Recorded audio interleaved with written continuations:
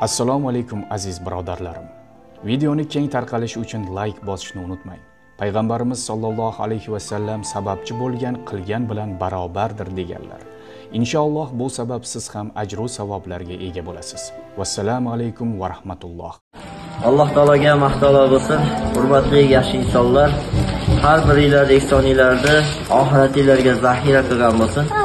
Mana shunday madrasada ilm olayotgan talabalarga befarq bo'lmaydi. Hozir mana shu videoda ko'rayotgan madrasada qancha bolajonlar o'qiydi, qancha bolalar o'qiydi. Bu yerda hozir ustozlar aytishicha qancha muhtojchiligi bor ekan.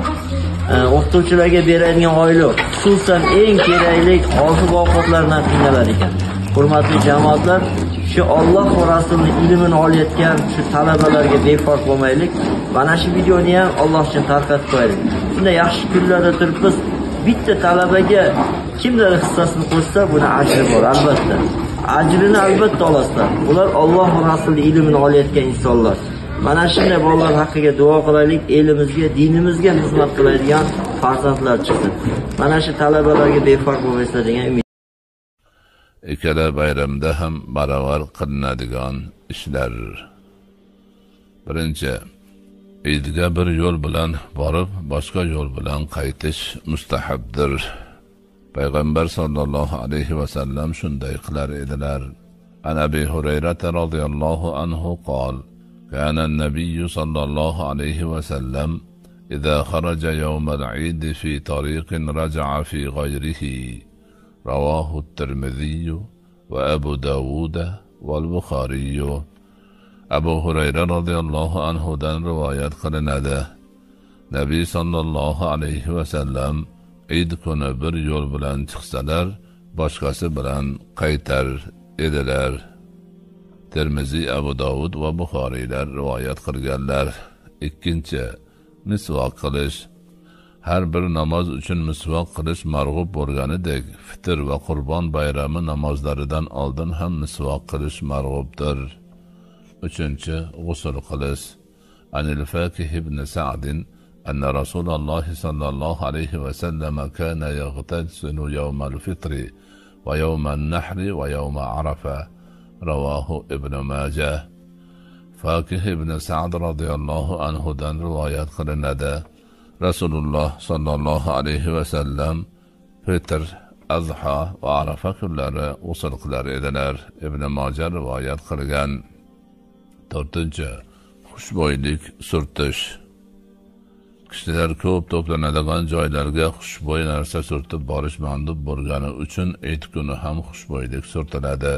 Beshinchi, eng yaxshi kiyimlarni kiyish. Payg'ambar sallallohu alayhi va sallamning juma va Eid uchun alohida yaxshi kiyim kiyishlari ma'lum va mashhur. Rawa ibn Majah min hadis ibn Abbas radhiyallohu anhu annahu kana sallallohu alayhi va sallam yalbisu fil Eidayn burdatan hibarah. Ibn Majah ibn Abbas radhiyallohu anhu ning hadisidan rivoyat qiladi. Nabiy sallallohu alayhi va sallam ikki Eidda hibara chopon kiyar edilar. Hibara Yamanning mashhur kiyimi. Oltinchi, ikki Eid kechalarini ibodat bilan o'tkazish. Bunda kechaning hammasini yoki oxirgi 3dan birini zikr, namoz, Qur'on tilovati, takbir, tasbih, istig'for bilan o'tkaziladi. An Ubadah ibn Somit radhiyallohu anhu an an-nabiy sallallohu alayhi va sallam qala: من أحيا ليلة الفطر وليلة الأضحى لم يمت قلبه يوم تموت القلوب. رواه الطبراني. Ubadah ibn Somit radhiyallohu anhu dan rivoyat qilinadi. Rasululloh sallallohu alayhi va sallam kim fitr kechasini va adha kechasini bedor o'tkazsa, qalblar o'ladigan kunda uning qalbi o'lmas dedilar. Tabarani rivoyat qilgan. Ikki Eid kechasida duo mustajobdir. Shuning uchun ertaga Eid degan kechada ko'p duo qilishga harakat qilmoq zarur. 7. Muqtadi kishilar Eid namoziga ertaroq piyoda viqor bilan takbir aytgan hollarida boradilar. Namozga qancha ko'p intizor bo'linsa, savobi shuncha ko'p bo'ladi. عن علي رضي الله عنه قال: من السنة أن تخرج إلى العيد ماشيا. رواه الترمذي. علي رضي الله عنه دان روايات qilinadi. Eidga piyoda chiqmoqing sunnatdir. Termiziy rivoyat qilgan. Imom Eidga namozga yetib boradigan bo'lib chiqishi sunnatdir. Rasululloh sallallohu alayhi vasallam doimo shunday qilganlar. 8. Ahli ayolga kengchilik va sarobchilikka sharoit yaratish. Bayram arafasida va bayram kunlari nafl sadaqalarni imkonga qarab odatdagidan ko'proq qilish kerak. 9. Ko'ringan har bir musulmonga xursandchilik va shodlik izhor qilish, ularni bayram bilan tabriklash, yaqin kishilarni, yor do'st va ahboblarni ziyorat qilish. An Aisha radhiyallohu anha qalat: دخل أبو بكر وعندي جاريتان من جوار الأنصار تغنيان بما تقاولت الأنصار يوم بعاث. قالت: وليستا بمغنيتين. فقال أبو بكر: أمزامير الشيطان في بيت رسول الله صلى الله عليه وسلم، وذلك في يوم عيد. فقال رسول الله صلى الله عليه وسلم: يا أبا بكر، إن لكل قوم عيدا وهذا عيدنا. وفي رواية: إن أبا بكر دخل عليها وعندها جاريتان في أيام منى تغنيان وتضربان، ورسول الله صلى الله عليه وسلم مسجا بثوبه.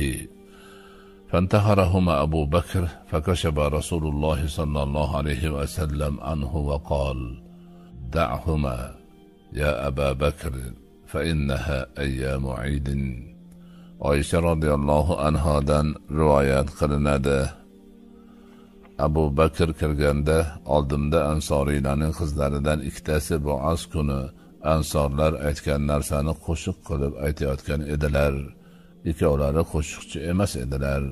Shunda Abu Bakr Rasululloh sallallohu alayhi vasallamning uylarida shaytonning nag'masi bo'layaptimi dedi. O'sha kuni Eid kuni edi. Bas Rasululloh sallallohu alayhi vasallam: ey Abu Bakr, har bir qavmning bayrami bor, bu bizning bayramimizdir dedilar. Boshqa bir rivoyatda Abu Bakr Oyshaning oldiga Mino kunlarida kirganida uning huzurida ikki qissa qo'shiq aytar va duf doira chalar edilar. Rasululloh sallallohu alayhi vasallam esa kiyimlariga burkanib uxlab yotar edilar. Abu Bakr ikkovini o'dag'aylab to'xtatdi. Shunda Rasululloh sallallohu alayhi vasallam boshlarini ochib, "Tek qo'y ularni, ey Abu Bakr, bu kunlar Eid kunlaridir" dedilar deyilgan. 10. Beva bechora, yetim yesir va kambag'allardan xabar olish.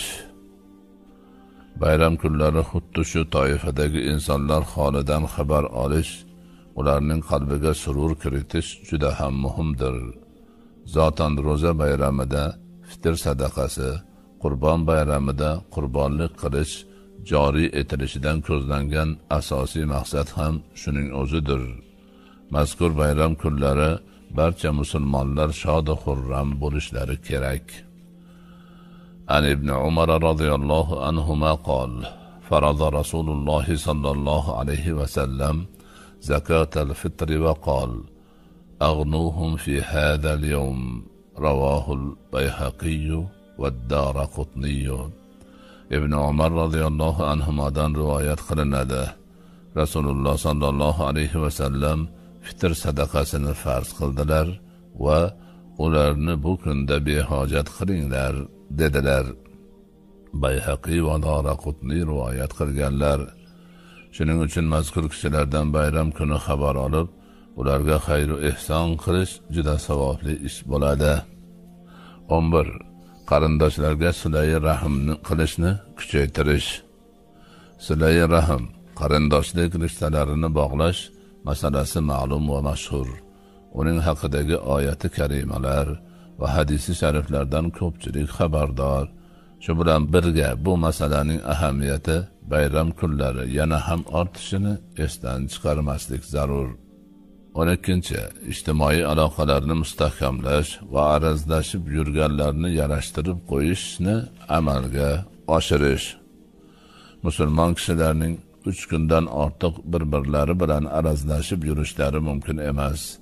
Bayram kunlari arazlashib yurish esa gunohni yana ham kattalashishiga sabab bo'ladi. Shuning uchun ham bunday ulug' kunlarda odamlar barcha gina va arazlarni yig'ishtirishlari, bir-birlari bilan yarashib, avval o'tgan xatolarini kechirib yuborishlari lozim. Assalomu alaykum yurtdoshlar. Uzmigrant servis sizga o'zining xizmatlarini taqdim etadi. Agar siz Rossiya davlatiga kirishda qandaydir deportatsiya yoki zapret olgan bo'lsangiz, kimga tekshirtirishni bilmay ikkilanib yuribmisiz? Albatta bizda hamma ma'lumotlar garantiya asosida tekshirib beriladi. Agar sizda deportatsiya yoki zapret bo'ladigan bo'lsa, qachon, kim tomonidan qo'yilgan, nima sababdan qo'yilganligi, qaysi statiya bo'yicha qo'yilganligi, necha yil bo'lganligi hamma ma'lumotlar to'liq holatda taqdim etiladi va barcha ma'lumotlar o'zingizga Telegram yoki WhatsApp orqali o'zingizga jo'natib beramiz. Va shu bilan birgalikda deportatsiya yoki zapretni ochish imkoniyati bor yoki yo'qligini ham ko'rib chiqamiz. Ha aytgancha, Rossiyadan O'zbekistonga yoki Tojikistonga, Qirg'izistonga aviabiletlar kerak bo'ladigan bo'lsa, eng arzon narxlarda biletlar ham sotib olishingiz mumkin.